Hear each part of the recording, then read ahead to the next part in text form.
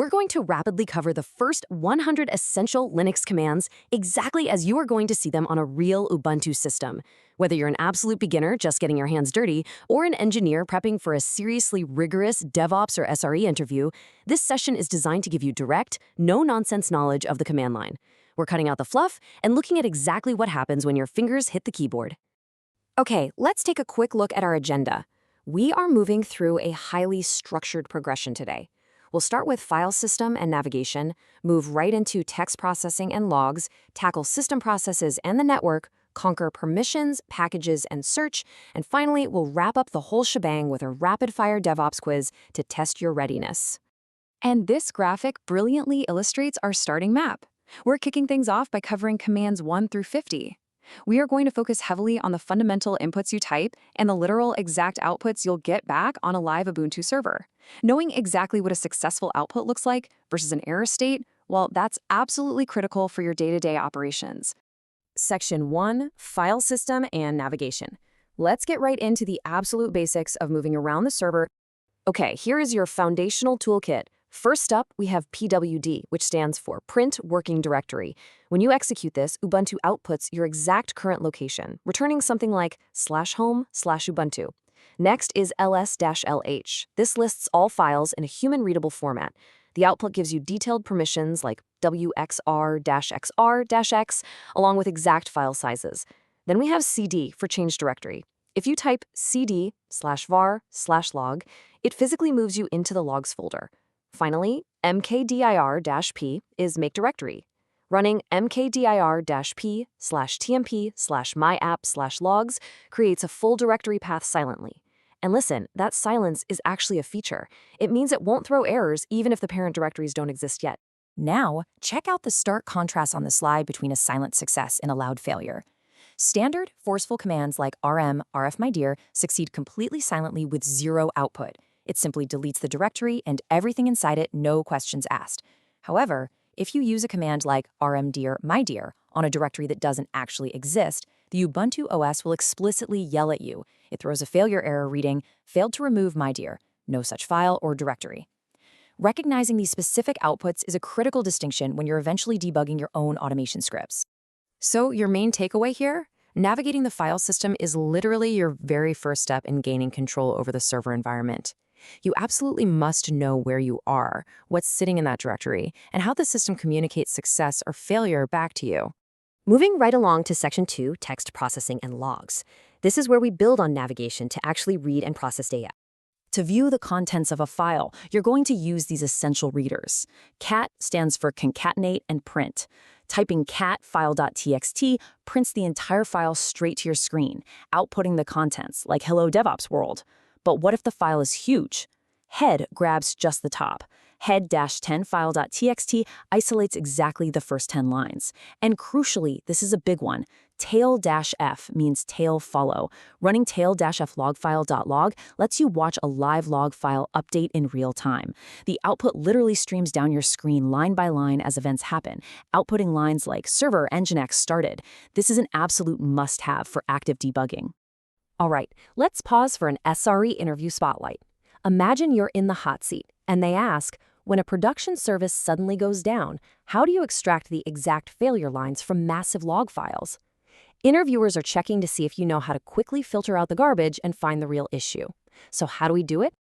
Well, these right here are your real-world DevOps tools for that exact scenario. Egrep filters text. Running egrep, error, or fail, logfile.log, using that vertical pipe symbol to mean or, will output only the specific lines containing those exact words.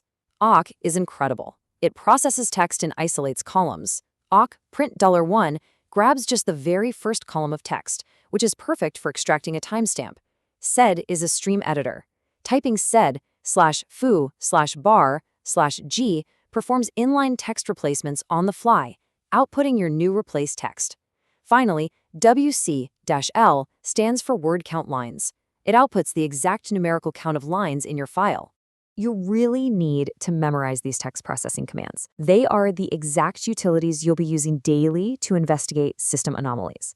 Honestly, mastering them is what separates the beginners from the seasoned professionals. Okay, Section 3, System Processes and Network. Now we are entering core system management and external connectivity. Time for another classic interview scenario. Imagine this. A server alerts for high memory utilization, and the system is completely hanging. You need to immediately identify the culprit before the whole server crashes. Let's look at the specific commands you'd use to solve this right now. You'd start with psaux to list all running processes, which outputs columns for the user, process ID, CPU, and memory usage. Next, you'd trigger top for a live, actively updating view of resource consumption, showing your load average and running tasks. For a quick snapshot of memory, free AH outputs human-readable stats, showing exactly how much total memory you have, say 2.0 G, and exactly how much is free. Finally, once you spot the issue, use kill9 along with the specific process ID to force terminate the offending task. Note that if you accidentally TAS a wrong ID, Ubuntu outputs a simple no such process error. Let's shift gears to network debugging. The curl command fetches web content. Running curl https example.com successfully outputs the raw HTML of a healthy web endpoint right in your terminal. In stark contrast, file transfer commands like scp will explicitly show connection timeouts. If the firewall blocks port 22 or the destination server is down entirely, Ubuntu will spit out SSH connect to host server port 22 connection timed out. Knowing what these errors look like is half the battle. So the absolute main takeaway here is that identifying hanging processes with commands like top and ps and testing external connectivity with curl are downright mandatory skills for keeping any system online and resolving alerts quickly. We're moving fast. Section 4, permissions, packages, and search. Let's step into the territory that is heavily used in CI/CD pipelines and deployment troubleshooting. And here is our visual map for the next set of commands, numbers 51 to 100. As you can see, we're moving from user access control, represented by that padlock, all the way over to finding lost configuration files and handling software packages. Here are the commands you're going to use all the time. chmod changes file modes. chmod 755script.sh makes scripts executable, outputting a file with -rwx-rxx- permissions. Changes ownership. Running chown Ubuntu fixes ownership issues that might be preventing file access. For package management, we have apt install, the advanced packaging tool.